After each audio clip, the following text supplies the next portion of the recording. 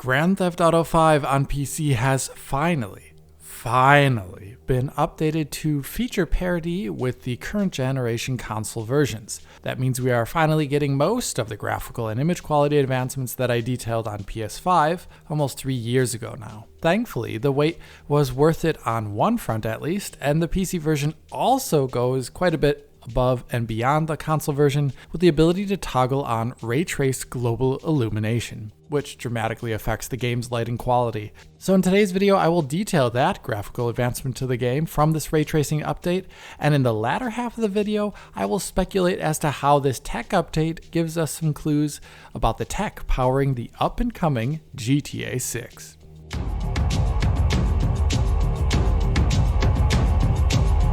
GTA 5 is now almost 12 years old, and as such there are limits to how much better it can reasonably look after this update. The original game was made around the constraints of the PS3 and Xbox 360, and that definitely shines through in the presentation. Character models are very much of that era, and the materials and textures in the game are just not exactly up to par with modern releases. GTA 5 comes from a time before the games industry at large switched to physically based art pipelines and shading maths. So even though adding in ray trace gold illumination will transform it, it has some limits here based upon the vintage of the game. As you can imagine, no amount of ray tracing can improve a texture like this. Still, even with those limits in mind, I think the ray trace GI added to PC here intensely changes the game's lighting quality for the better, and that is really visible when you are outside during the daytime. Pre-RTGI GTA 5 is a game that suffered from a problem that many games without RTGI have, and especially ones from this era. With GTA 5's dynamic time of day and limited hardware, there was only so much that could be done to emulate indirect lighting, and Rockstar elected to do indirect lighting in a unique way. According to investigations by Adrian Courage, GTA 5 generates a cube map from the player camera position in real time, kind of like a racing game would. This would give the game an approximate real-time reflection for things like cars, and rougher surfaces could get indirect lighting by using a filtered version of that cube map, so shadows are not pitch black. The problem is, of course, that cube maps cannot really represent light from any more than just one single point, and as a result, all shadowed areas in GTA 5 tend to look gray and overly dark. Everything not in sunlight tends to just be a grayish light color or almost a light blue color, and where the edges of geometry are adorned with a thick halo of screen space ambient occlusion. This is a common characteristic from games in this era. Like here, the shadows are largely grayscale shaded, and the corners where geometry meet are strangely darkened by SSAO. It almost looks like an outline shader here. So even though there could be a lot of sunlight in a scene, or a big bright blue sky, which should be affecting the lighting and shadowing, all the areas of the game in shadow tend to just look gray with these SSAO outlines. That grayish old generation look is almost completely eliminated here by turning on RTGI. Like take this scene here at sundown. There's a very orange hue sunlight coming from the sky, yet under the overhang it is all gray with the old renderer.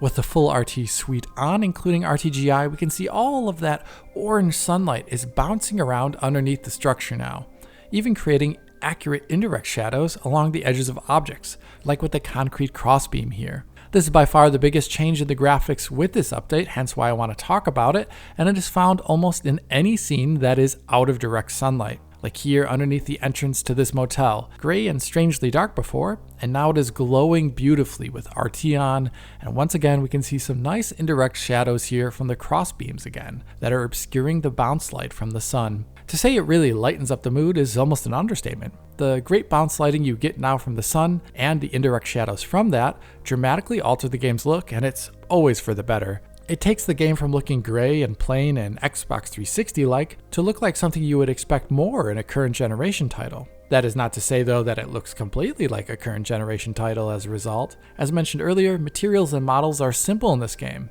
and as a result, many surfaces often completely lack reflectivity where they arguably should. So at times the game still looks overly matte, I would say, with little specularity like you would find in a modern game. Here it looks like ray traced reflections or specular GI really only apply to specially marked materials. As shown off by Oliver in his update video covering the consoles in this game, the game does have RT reflections that dramatically change the look of reflections on windows, for example, turning them from potato mode raster versions into per pixel ray traced ones. But unlike other games with a PBR pipeline, these RT reflections do not seemingly universally apply to all materials depending upon view angle. Rather, the RT reflections seem to only apply to select materials in the game that were either marked as somewhat shiny or full shiny in the original release. You can see what I mean by looking at this window right here. In the original renderer without RT on, as we're looking at, there appear to be two material types for reflectivity.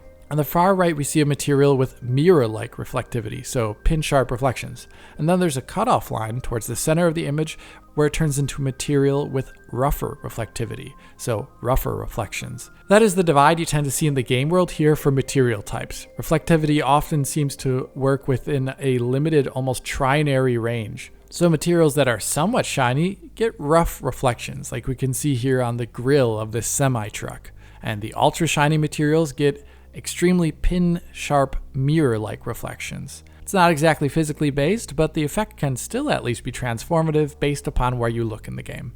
Like here outside. The tiled floor has this somewhat shiny material on it, and its shininess with the cube map driving it makes it almost look like the little shack and the boxes here are floating awkwardly, as the cube map can only realistically reflect the sky from this angle. With RT on, this material gets rough ray-traced reflections that ground the shack and the boxes to the floor in a way where they look like they're no longer floating. And the scene just looks a lot better as a result. But yeah, in general, reflections are fewer and far between here in GTA 5 than they are in more modern games with RT reflections due to how the materials seem to be set up. The game hasn't really gotten a large PBR material update that goes hand in hand with the ray tracing to multiply its effect.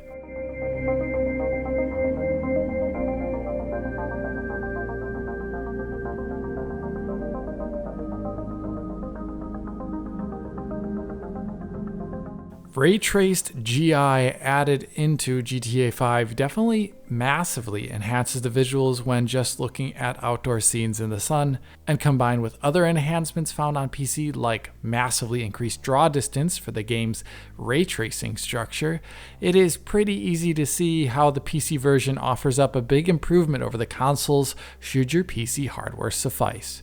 The game looks a lot better on PC, and the RT update here is surprisingly comprehensive. In fact, it is so comprehensive that on closer examination, you can see how incredibly complex it is with a lot of features and care that went into its development. So much care that I cannot imagine that that would be the effort spent for an effect which only works on one platform in one game. This is where I come to the second station in this video, as I postulate that I think the ray-traced global illumination in GTA 5 is in fact a version of the tech originally developed for GTA 6 in mind, which has now been backported to an older version of their technology for this game.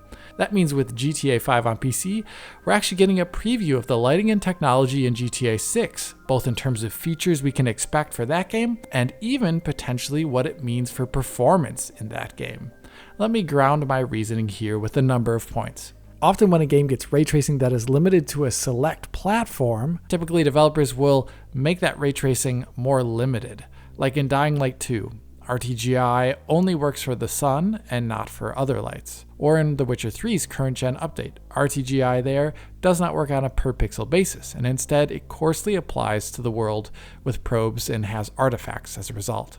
With GTA 5's RTGI, it is not such a limited thing. It is a much more comprehensive beast. For one, it applies to any and all light sources, so you can see it applying to stationary lights like we see in this alleyway here, where without RTGI, all the shadowed regions outside of the direct lighting of the street lamp are that darkish gray blue that I talked about earlier. With the RT suite on, we can see how there is a direct bounce of yellow-orange light from the street below, cast up onto the side of the building. This is not just limited to stationary lights. Even moving lights, like those on cars, have RTGI applied to them. Like we can see here without RT, me shining my high beams at this wall here keeps them strangely dark in spite of that lighting. With RT on, we can see tons of bounce light from the car headlamps, brightening up the scene and even causing indirect shadows behind the pillar. Getting bounce lighting from any random light in the world and having that bounce lighting be coherent and stable is not actually that easy and requires a lot of work, yet Rockstar put in that effort here. Another strong bit of evidence that I want to point out is how the RTGI in GTA 5 here is per pixel. So you can see very fine detailed shadowing and light bouncing that cheaper and easier to integrate probe systems might not have. All those fine indirect shadows I mentioned earlier, like from the crossbeams, show that off well. Small objects occluding or bouncing light. On an even smaller scale, you can even see the effect of bounce lighting on character models. Like with this woman here, sunlight hitting the light blue coat is bouncing it onto the underside of her face. This per pixel nature of the RTGI in GTA 5 is something we see exactly in the GTA 6 trailer, specifically in this shot here with Lucia. The sunlight hitting her prison jumpsuit bounces light onto the bed nearby and even on the underside of her face, like I just showed off in GTA 5. Another detail with the RTGI in GTA 5, which I think points to it being technology from GTA 6, comes from the fact that it also works incredibly well with emissive materials. Emissive materials are those surfaces in games which are supposed to give off light. In rasterization, like we can see here, these signs in the parking garage are emissive textures, so they glow. But with rasterization, it's hard to impossible to actually capture that. So in this case, an artist has placed a point light right in front of each of these light textures. There's a white point light in front of the left texture and a red point light in front of the right texture. Both are just circular point lights with a hard cutoff, awkward fall off, and are non-shadow casting. So they look strangely detached and video gamey. Flip on RTGI and you can see how the emissive surfaces of the signs now are treated as full-on area lights. So you get much more detail and nuance in their lighting. The whiter part of the sign changes the color of the light nearby it, and there's no more awkward fall off, and you actually get shadows coming from these lights. The cool thing about this emissive lighting is that it applies to any surface that is tagged as emissive, with startling effects, like outside that same garage. Without RT on, you can see that these oddly shaped colored light surfaces on the outside are tagged with emissive textures. The problem is, of course, that they do not give off any light of their own, as rasterization cannot do that, and they look like they're awkwardly floating over the dark facade. With ray tracing flipped on, we can see how each of these shaped emissive light sources colors the areas nearby, dramatically changing the scene. Having stable emissive lights work as a feature of RTGI from arbitrary shapes like we see here is not at all easy to implement. Yet here we have GTA 5 where it applies to the entire city. It even applies to those awkward low-res window textures I pointed out earlier. They cast emissive lighting onto the area nearby at night with RTGI. This attribute of the RTGI is actually once again echoed in the GTA 6 trailer in the shots in the club there, where the pink emissive light under the stage casts soft light onto the people nearby, and the people even cast shadows from that light. So in sum, the RTGI in GTA 5 is very robust and contains many features that would have required a lot of effort. So much effort that I have a hard time imagining them putting in the work for something which would only service one old title on one platform. On top of this, the RTGI is not just haphazardly put together, requiring a massive GPU. In fact, it is really optimized on the GPU side and has some clever optimizations. An example of those optimizations is found in the alpha cutout textures used for trees and vegetation. In reflections, you can see them accurately represented with individual blades and other details. That makes sense for quality reasons, but when tracing diffuse GI, that is a needlessly expensive effect actually most of the time for an effect which is visually soft and diffuse. So Rockstar here have cleverly made it so that alpha cutout textures like those from vegetation never test transparency, which saves a lot of performance. The only downside is that you can sometimes occasionally find a situation like this, where the plant looks organic with rounded and small detail, but the indirect shadows from that plant look blocky as you are seeing the quads which comprise it being affected by the lighting. It's a small concession, I would say, in light of how performant the GI is on GPUs. An RTX 4060 at 1440p DLSS 3 quality mode and using the Ultra RTGI setting and Ultra RT reflections and otherwise maxed out runs the game at a flawless 60 FPS even while blazing through the city at high speed through denser traffic. The game really does not need optimized settings on the GPU side of things, as the RTGI and other RT effects are not exactly heavy on GPUs. That is great actually and bodes well for GTA 6 on consoles, as the trailer for that game showed off both RTGI and RT reflection technology. The only catch is that the ray tracing is not nearly as fast on the CPU side. An RTX 4060 can get a perfect 60 FPS with RTGI and RT reflections on Ultra, only with the caveat that is paired with a bigger CPU, like the Ryzen 7 9800X3D here. With a more console-like CPU, such as the Ryzen 5 3600, it is a very different story.